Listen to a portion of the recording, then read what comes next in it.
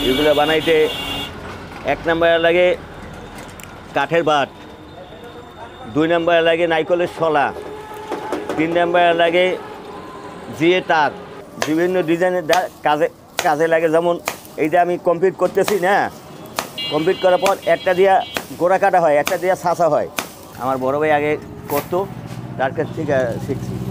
এটা বানাচ্ছি আমরা সুইপারি ঝাড়ু, সুইপারের জন্য। এটা পার পিস 80 টাকা।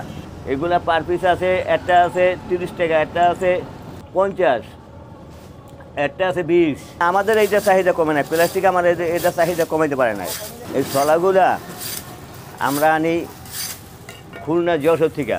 ফুলগুলা 100 টাকা হইতে আপনার 50 টাকা পর্যন্ত আছে। 100, হ্যাঁ, 80, 70, 60, 50, বিভিন্ন রেটে আর কি। ছোটো বড়ো মনে করেন এরকম বিভিন্ন রেটে।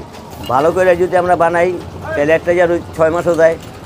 আবার ওই কম দামি নর্মাল ঝাড়ু, হ্যাঁ, ও কেন 15 দিনে চলে যায়। ব্যবহার উপরে ডিপেন্ড করে। তারপরও মনে করেন ওইটা তো নর্মাল ঝাড়ু, ওটা বান্ধাই হয় আমার নর্মাল হিসাবে।